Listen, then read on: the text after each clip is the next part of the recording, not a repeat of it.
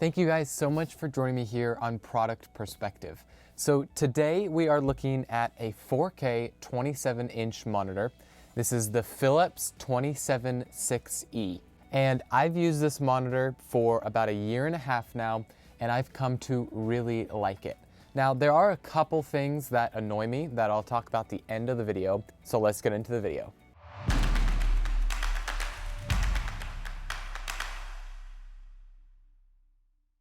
Okay, so to start it off, this is only a $249 monitor. So this is on the low end of 4K monitors. Monitors can get all the way up to thousands of dollars for 4K, 6K, 8K. This is 4K, and on average, it's about $300 to $400 for a good 4K monitor. This is the 27-inch, so that measures from corner to corner, measures 27 inches, and it's a fairly thin monitor. A couple years old, and I've come to really like it. I've edited at least 150 videos on here. But like I said, there's a couple things that annoy me.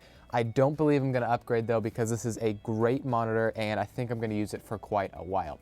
So to start it off, like I said, it's 27 inches and the screen is a matte finish. So you can see right here, if I put my hand, or you can see the glare of the light, it's very fuzzy, and that is because it's a matte finish. So my other monitor, which I'll have linked up over here, you can check that out, is a glossy finish, and that means it's shiny like your phone or like your computer, a very shiny finish, anything that reflects in it.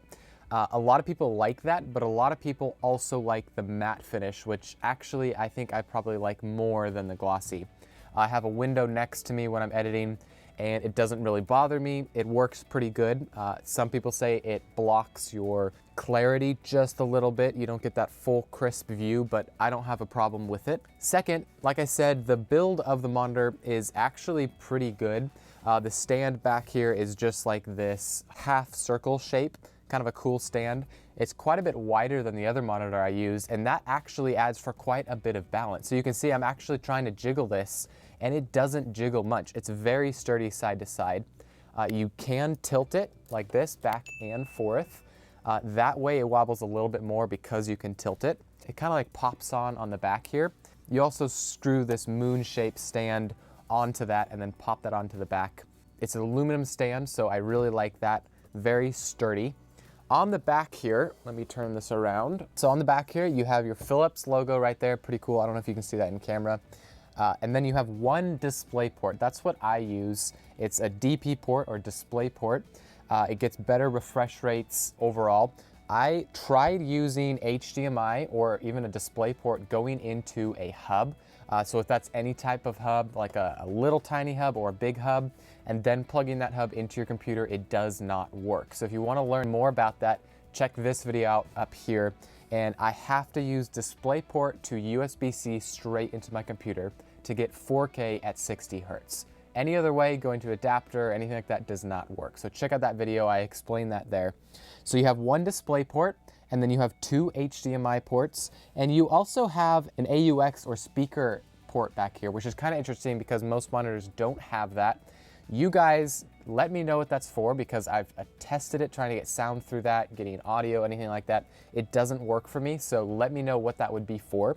And then you have your normal power right here, which just goes into a brick, and then that converts that brick into a normal wall plug. You also have a button down here. Let me turn it, you can see that there.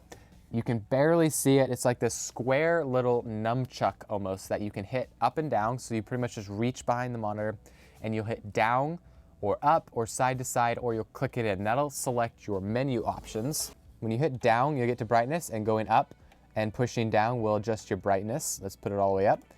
Hitting side, get your different filters. So gaming, all that stuff, I just have it off on normal. That looks the best. And side, you get all of your other options. So low blue mode, import, picture, all that type of stuff goes right into here. Hit that side again, it goes away. Pretty easy nunchuck little thingy. It takes a while to get used to that, but otherwise it's pretty easy to use. You have a tiny little on light right here, which does not stay on all the time, only when the monitor is on. You can see right here, it's about 1.5 inches wide at the bottom, and it kind of curves to thinner at the ends and thicker in the middle. And then at the top, you have about a 3/4 inch. So it's thicker than my other monitor, but it's a great monitor, and when you're getting to 4K, you're gonna have to get thicker because there's really no way to get a super thin monitor with the price of this monitor as well. So a little bit thicker, but honestly, it's a nice looking monitor. I like the black, although it's a shiny black. I kind of wish it was a matte black, but so the 4K quality is actually pretty good for a $250 monitor. You can see the pixels just barely, but otherwise you really don't notice they're there. But the one thing that annoys me is actually the color profile on this. So I couldn't find a color profile that I really liked. This is pretty much the best that I came up with. It matches my Mac pretty good. But when I'm color editing on this, there are times that I don't like what it looks like. There are some color banning, which doesn't really look good when you're editing. I'll have to move it to my Mac and I'll be like, okay, there's no color banning actually in the video. So I pull it back to here and I know that that's all just from the monitor. And also your black point is off just a little bit to where you do see that color banning in the black point mainly. But overall, I've come to really like it. And if I have a color issue when I'm color editing, color designing, then I'll pull it just over my MacBook and I can make sure that it looks good there as well.